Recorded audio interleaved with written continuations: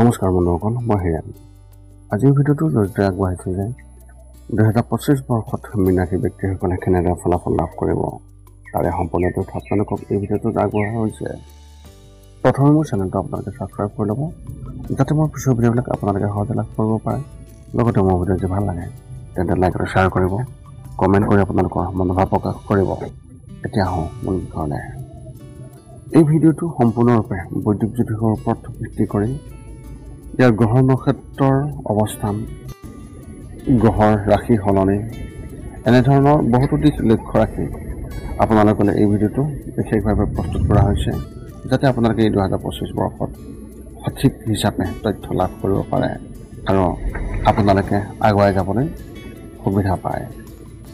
এই 2025 বৰ্ষৰ মীনাক্ষী ব্যক্তিসকলৰ ৰাশিচক্ৰ অনুসৰি আপোনালোকে এই 2025 বৰ্ষত আপোনালোকৰ পাৰিবাৰিক জীৱন, বৈবাহিক জীৱন, প্ৰেমৰ সম্পৰ্ক, আপোনাৰ স্বাস্থ্য কেনে হ'ব আৰু আপোনাৰ কেৰিয়াৰ কেনেকৈ ফলাফল লাভ কৰিব, আপোনাৰ পেছাদাৰী জীৱনত ইয়াৰ ভাৰসাম্যপূৰ্ণ হ'বনে নহয় বা আপুনি কেনেধৰণৰ মনোযোগ পাব, তাৰে সম্পূৰ্ণ তথ্য আপোনালোকক এই ভিডিঅ'টোত আগবঢ়োৱা হৈছে। এতিয়া আগবাঢ়িছোঁ আমি আপোনালোকক অৰ্থনৈতিক জীৱনৰ ক্ষেত্ৰত আপোনালোকে কেনেকৈ ফলাফল লাভ কৰিব। আৰ্থিক দৃষ্টিকোণৰ পৰা এই 2025 বৰ্ষত মীনাক্ষী ব্যক্তিসকলৰ ৰাশিফলৰ অনুসৰি আপোনালোকক কোৱা হৈছে যে বছৰ আৰম্ভণি আপোনাৰ বাবে অতি দুৰ্বল হ'ব, কাৰণ আপোনাৰ দ্বাদশ স্থানত বহি থকা শনি আৰু শুক্ৰৰ দৰে গ্ৰহবোৰে বিশেষভাৱে খৰচ বৃদ্ধি কৰিব আৰু মংগল মহাৰাজেও ইয়াত দৃষ্টি ৰাখিব, যাৰ ফলত আপোনাৰ খৰচ বৃদ্ধি কৰিব। দ্বাদশ স্থানৰ বৃদ্ধিৰ বাবে কাম কৰিব এওঁলোকে, কিন্তু তৃতীয় স্থানত বহি থকা দেৱগুৰু বৃহস্পতিয়ে আপোনাৰ আৰ্থিক অৱস্থা শক্তিশালী কৰাত সহায় কৰিব আৰু আপোনাৰ আয় বৃদ্ধিত ইংগিত দি থাকিব। মাৰ্চ মাহত শনি মহাৰাজ আৰু তাৰ লগতে শুক্ৰ মহাৰাজে আপোনাৰ ৰাশিত বিশেষভাৱে প্ৰৱেশ কৰিব, যিয়ে এই খৰচবোৰ কিছু পৰিমাণে হ্ৰাস কৰিব আৰু ইয়াক নিয়ন্ত্ৰণ কৰিব। কিন্তু মে' মাহত ৰাহু মহাৰাজে আপোনাৰ দ্বাদশ ঘৰত প্ৰৱেশ কৰি অবাঞ্ছিত খৰচ বৃদ্ধি কৰিব, যিটো বেয়া হ'ব আপোনাৰ কাৰণে আৰু ইয়াত বিশেষভাৱে আৰ্থিক অৱস্থাত বিশেষ ক্ষতি কৰিব পাৰে। ইয়াৰ বাবে আপুনি আপোনাৰ খৰচ নিয়ন্ত্ৰণ কৰি ৰাখিব লাগিব, অন্যথা সমস্যাটো আপোনাৰ ডাঙৰ হৈ গৈ থাকিব। ব্যৱসায় কৰা ব্যক্তিসকলেও বছৰৰ প্ৰথমাৰ্ধত বহু প্ৰত্যাহ্বানৰ সন্মুখীন হ'ব লাগিব, যাৰ বাবে আৰ্থিক অৱস্থা অস্থিৰ হৈ থাকিব।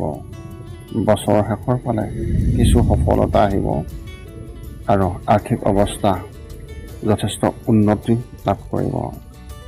এতিয়া আপোনালোকৰ স্বাস্থ্য সম্বন্ধীয় তথ্যৰ বিষয়ে। মীনাক্ষী ব্যক্তিসকলৰ এই 2025 বৰ্ষৰ ৰাশিফলৰ অনুসৰি এই বছৰটোত আপোনাৰ স্বাস্থ্যৰ বাবে অতি অনুকূল বুলি ক'ব নোৱাৰি, কাৰণ বছৰ আৰম্ভণিতে ৰাহু মহাৰাজ আপোনাৰ ৰাশিত, কেতু মহাৰাজ সপ্তম ঘৰত আৰু শনি আৰু শুক্ৰ দ্বাদশ স্থানত থাকিব আৰু পঞ্চম স্থানত মংগল মহাৰাজ দুৰ্বল দৃষ্টি দিব। ইয়াৰ কাৰণ হৈছে তাত মংগল মহাৰাজ তাত বহি থাকিব। এই সকলোবোৰ গ্ৰহৰ অৱস্থানে আপোনাৰ সুস্বাস্থ্যৰ দিশটো আঙুলিয়াই দিয়া নাই। আপুনি আপোনাৰ শাৰীৰিক সমস্যাৰ বিষয়ে সজাগ হ'ব লাগিব আৰু সময়মতে চিকিৎসকৰ সৈতে যোগাযোগ কৰি সৰু সুৰা সমস্যাবোৰ সমাধান কৰিবলৈ চেষ্টা কৰিব লাগিব, কাৰণ এই সৰু সৰু সমস্যাবোৰ এটা ডাঙৰ ৰোগলৈ পৰিণত হ'ব পাৰে। গতিকে আপুনি সাৱধান হ'ব লাগিব। আনকি বছৰৰ দ্বিতীয়াৰ্ধত যেতিয়া ৰাহু মহাৰাজে দ্বাদশ স্থানত প্ৰৱেশ কৰিব আৰু কেতু মহাৰাজে ষষ্ঠ স্থানত প্ৰৱেশ কৰিব, তেতিয়াও তেওঁলোকে আপোনাৰ স্বাস্থ্যজনিত সমস্যা বৃদ্ধি কৰিব পাৰে। সেইবাবে গোটেই বছৰটো আপোনাৰ স্বাস্থ্যজনিত সমস্যাক আওকাণ কৰাৰ পৰা বিৰত থাকিব লাগিব।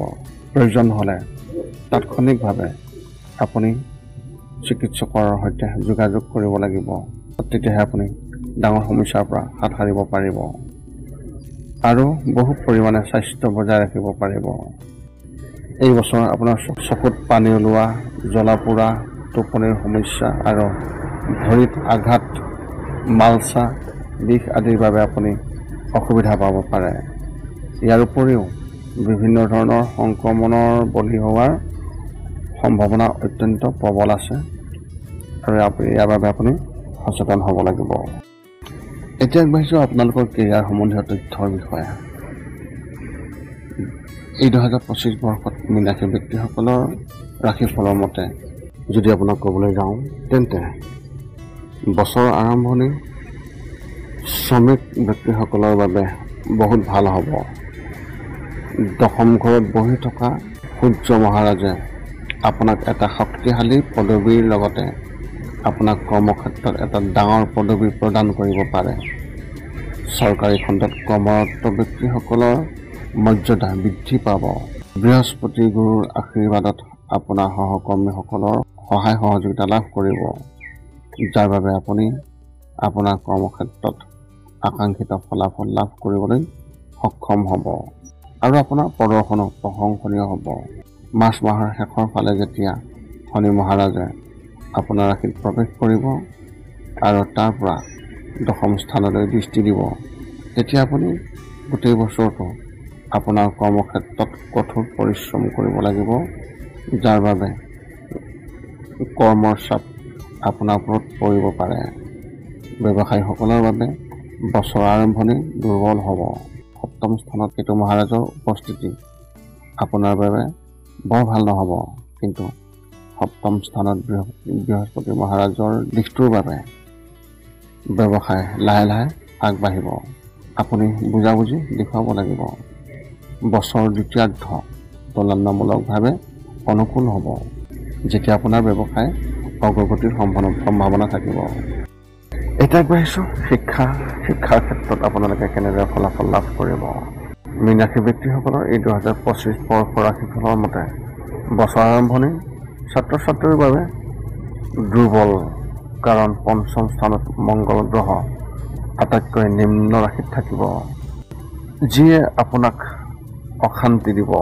আপুনি কিছু হঠকাৰী হৈ পৰিব আৰু পঢ়া শুনাত মনোযোগ হেৰুৱাব।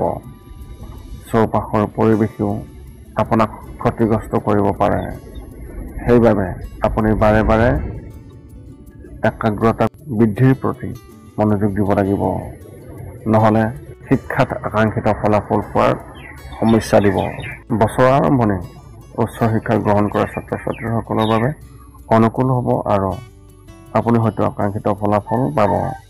বিভিন্ন বিষয়ত সফলতা লাভ কৰাত সম্ভাৱনাও আছে।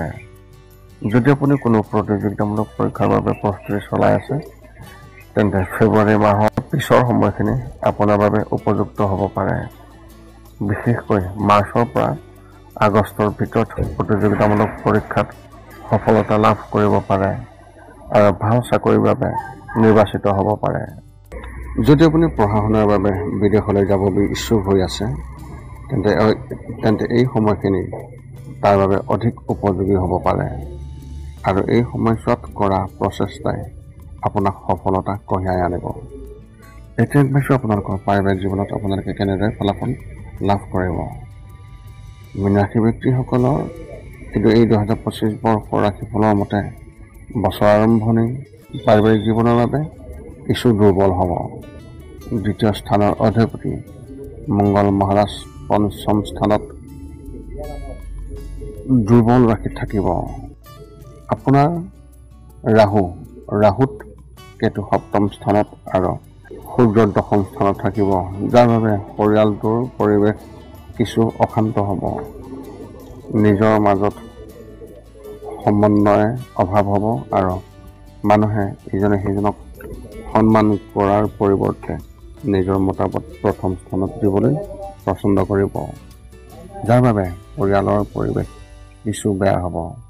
কিন্তু বছৰৰ দ্বিতীয়াৰ্ধ মে মাহত যেতিয়া বৃহস্পতি মহাৰাজে চতুৰ্থ স্থানত প্ৰৱেশ কৰিব, তেতিয়া এই পৰিস্থিতি বহু পৰিমাণে উন্নত হ'ব। আপুনিও আপোনাৰ ভাই ভনীৰ সংগ আৰু মৰম পাব আৰু তেওঁলোকৰ বাবে বহু কাম কৰিবলৈ চেষ্টা কৰিব, য'ত আপুনি সফল হ'ব। ইয়াৰ ফলত তেওঁলোকৰ সৈতে আপোনাৰ ভাল চৰ্ত থাকিব। পৰিয়ালৰ বৃদ্ধ সদস্যৰ স্বাস্থ্যজনিত সমস্যাই আপোনাক বাৰে বাৰে অশান্তি দিব পাৰে, গতিকে তেওঁলোকৰ যত্ন লওক। এতিয়া আগবাঢ়িছোঁ আপোনালোকৰ বৈবাহিক জীৱনৰ ক্ষেত্ৰত আপোনালোকে কেনেদৰে ফলাফল লাভ কৰিব এই 2025 বৰ্ষত। মীন ৰাশি ব্যক্তিসকলৰ এই 2025 বৰ্ষৰ ৰাশিফলৰ অনুসৰি বিবাহিত লোকসকলৰ বাবে বছৰৰ আৰম্ভণি অতি দুৰ্বল হ'ব, কাৰণ বছৰৰ আৰম্ভণিতে ৰাহু মহাৰাজ আপোনাৰ ৰাশিত থাকিব আৰু কেতু মহাৰাজে সপ্তম ৰাশিত থাকিব। বিবাহিত জীৱন নষ্ট কৰাৰ য'ত পৰোনাস্তি চেষ্টা কৰিব। নিজৰ মাজত কোনো মিল নাথাকিব। ভুল বুজাবুজি বৃদ্ধি পাব আৰু ইজনে সিজনক বুজিব নোৱাৰিব, যাৰ ফলত সম্পূৰ্ণ সম্পৰ্কত উত্তেজনা বৃদ্ধি পাব পাৰে। বছৰ আৰম্ভণিতে দ্বাদশ স্থানত শনি আৰু শুক্ৰ গুৰু থাকিব, যিয়ে আপোনাৰ সম্পৰ্কবোৰ আৰু অধিক বিনষ্ট কৰিব পাৰে। কিন্তু সপ্তম স্থানৰ দেৱগুৰু বৃহস্পতিৰ দিশটোৰ বাবে সম্পৰ্ক অব্যাহত থাকিব আৰু আপুনি আপোনাৰ সম্পৰ্ক পৰিচালনা কৰিবলৈ চেষ্টা কৰিব। আপোনাৰ সম্পৰ্কত প্ৰেম আৰু নিষ্ঠাৰ অনুভৱ বৃদ্ধি পাব। আপুনি ইজনে সিজনক বুজিব, ইজনে সিজনক ভুলক আওকাণ কৰি আপোনাৰ সম্পৰ্ক পৰিচালনা কৰিবলৈ চেষ্টা কৰিব। তেতিয়াহে আপোনাৰ বিবাহিত জীৱনটো ভাল হোৱাৰ উপক্ৰম হ'ব আৰু বছৰৰ শেষত আপোনালোকে এটা ভাল বৈবাহিক জীৱন অনুভৱ কৰিব পাৰিব। এতিয়া হওক আপোনালোকৰ প্ৰেমৰ সম্পৰ্কৰ বিষয়ে যি তথ্য সেই বিষয়ে। মীন ৰাশি ব্যক্তিসকলৰ এই 2025 বৰ্ষত এওঁলোকৰ ৰাশিফলৰ অনুসৰি ভৱিষ্যতবাণী কৰা হৈছে যে বছৰৰ আৰম্ভণি আপোনাৰ প্ৰেম জীৱনৰ বাবে একেবাৰে অনুকূল নহয়, কাৰণ মংগল গ্ৰহ দুৰ্বল ৰাশিত থকাৰ বাবে পঞ্চম স্থানত বহিব, যিয়ে আপোনাৰ প্ৰিয়জনক অতিশয় খঙাল কৰিব। তেওঁলোকে প্ৰতিটো বিষয়তে খং দেখুৱাব আৰু আপোনাক অপমান কৰিবলৈ চেষ্টা কৰিব। ইয়াৰ ফলত আপোনাৰ আত্মসন্মানত আঘাত হ'ব আৰু আপুনি তেওঁলোকৰ ওপৰত খং উঠিব পাৰে।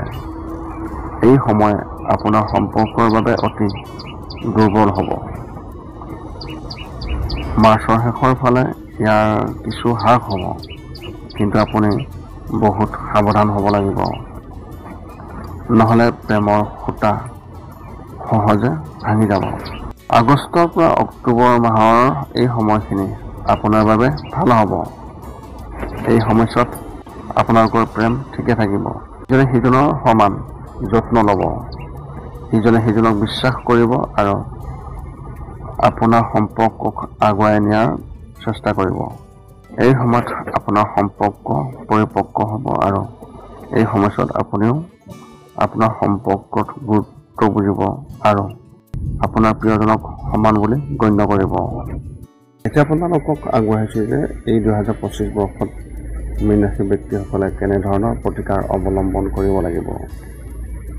1 নম্বৰ হৈছে বৃহস্পতিবাৰে তৰ্জনী আঙুলিত সোণৰ আঙুঠিত হালধীয়া টোপাচ বা ভাল মানৰ হালধীয়া পোখৰাজ ধাৰণ কৰিব পাৰিলে অতি ভাল হ'ব।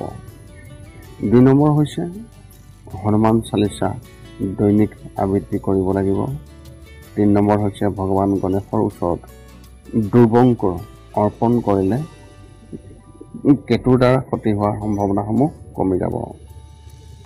4 নম্বৰ হৈছে নাগকেশৰ গছ ৰোপণ কৰিলে ৰাহুৰ অশুভ প্ৰভাৱৰ পৰা সকাহ পাব। এই আছিল এই 2025 বৰ্ষত লাভ কৰিবলগীয়া মীন ৰাশিসকলৰ সম্পূৰ্ণ তথ্যৰ বিৱৰণ। আশা কৰোঁ আপোনালোকে এই ভিডিঅ'টোৰ পৰা যথেষ্ট সন্তুষ্টি লাভ কৰিছে আৰু লগতে মোৰ এই চেনেলটোৰ লগত সম্পৰ্ক বজাই ৰাখিবলৈ আপোনালোকে মোৰ এই চেনেলটো ছাবস্ক্ৰাইব কৰি ল'ব, যাতে ইয়াৰ পিছৰ তথ্যসমূহ আপোনালোকে সহজে লাভ কৰিব পাৰে।